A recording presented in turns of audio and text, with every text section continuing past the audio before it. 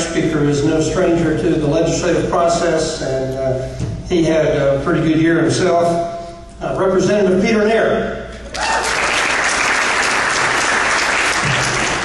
Thank you. It's good to see everyone again.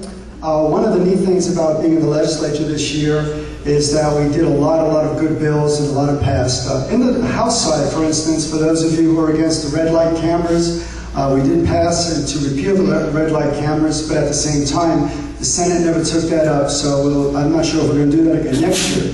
But one of the things I want to tell you about Larry Ahern, even though we couldn't get the red light cameras passed, Larry passed the bill by yellow lights. And everyone in this room will know that if you just increase the yellow light timing, that there are going to be a lot less accidents in those intersections. I want you all to give a letter to Larry. He passed a great bill.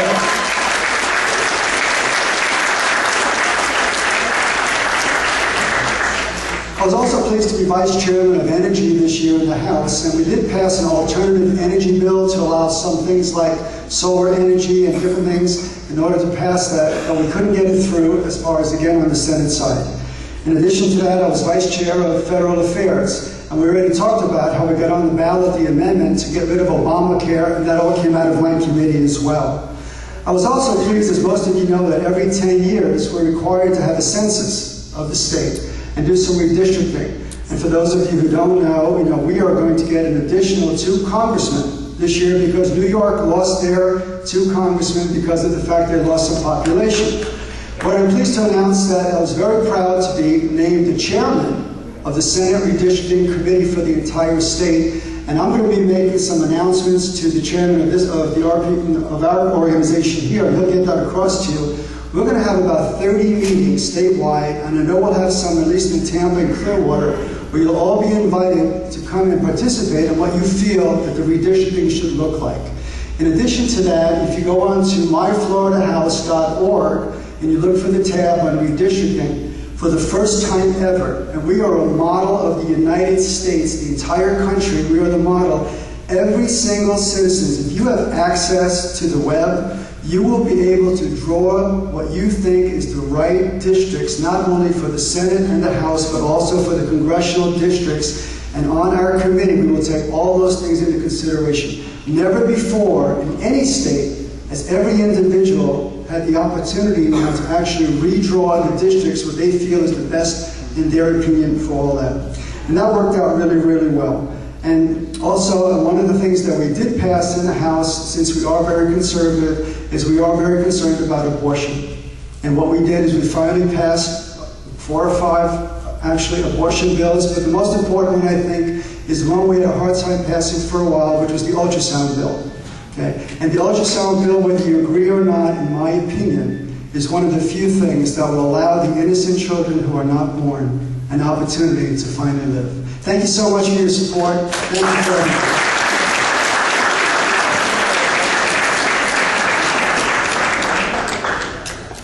As you can see, there was a lot going on this year. We were all in different areas, and in past years, in fact, Ed and Peter and I have served on some of the same committees. This last term, we were so spread out as members of the senior leadership that we did not get a chance to spend a lot of time on the same committees. So you're hearing a lot of different things from all of us. The next member I want to introduce is a special favorite for me because Ed and I became very close friends during our primaries many years ago. And with our wives' permission, we roomed together in Tallahassee, which became another humorous topic toward the end of the session. But it is with great pleasure I introduce to you Representative Ed Hooper.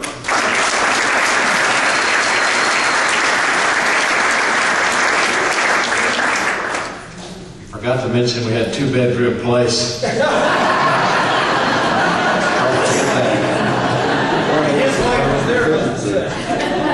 Well, good evening, everybody. It is so good to be home. I'm not even unpacked yet. And Friday morning, our last day of session, 2 of us, Representative Frisch and I, were on the floor at 9 o'clock and Friday morning, and we left the floor at 2:15 Saturday morning, which is 17 hours and 15 minutes in a row. Funny things happen after midnight in Tallahassee. Funny things. Let me tell you, and Representative Frisch was right, I don't think any of the four of us served, there was no two of us on any committee, so we really were spread out. This was the year that I asked for and was awarded to be in the appropriations area of the government and the budget. And I chaired the Government Appropriations Committee, which allowed me to serve on the big Appropriations Committee and also the Joint Legislative Budget Commission, which is the group that meets between sessions to amend the budget up or down as necessary. Now, just my luck, a year we have no money and I'm in appropriations, so I got to make everybody happy.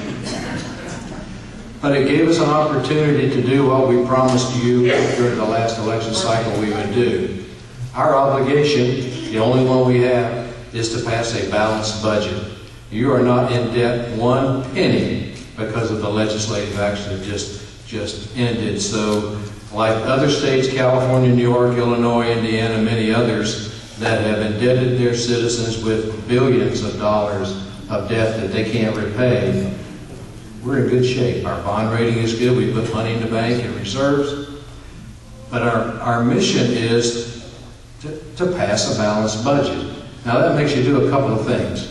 That makes you sit back and reflect statewide, every agency we have, what is the core mission of our agencies? And for years, nobody ever took the time to delve into those budgets and find out, what are you really doing? What should you be doing? I will tell you that this year the Republican Party eliminated 4,475 positions out of state government.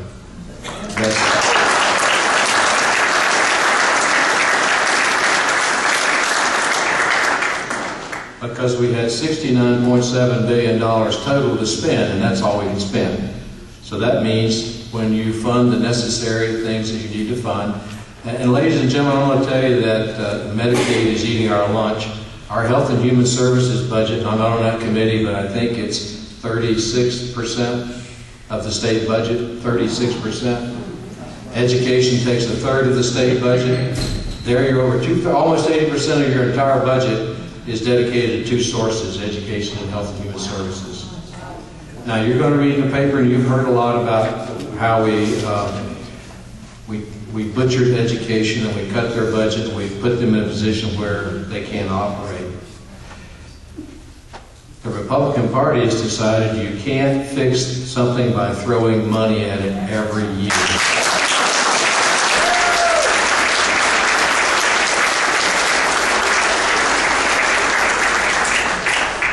Florida schools have moved up in the last 15 years from 35th in the nation to number 5. I think we're doing pretty good.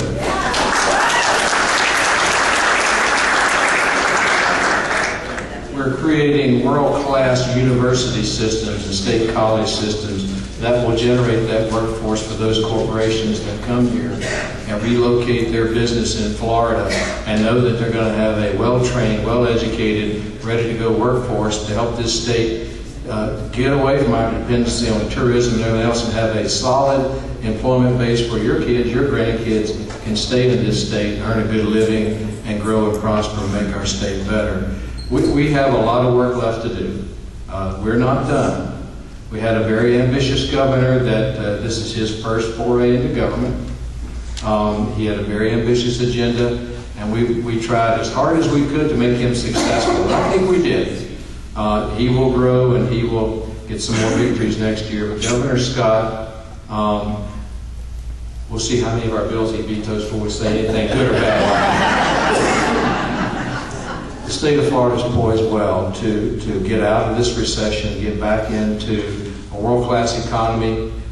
Thank you for allowing me and these three gentlemen to represent you and be a part of this process. We never forget, please understand, every day that we walk into that chamber, it might have our name up on that board, but that's your names that we're there to represent. We never take that lightly, we never forget that. Thank you all.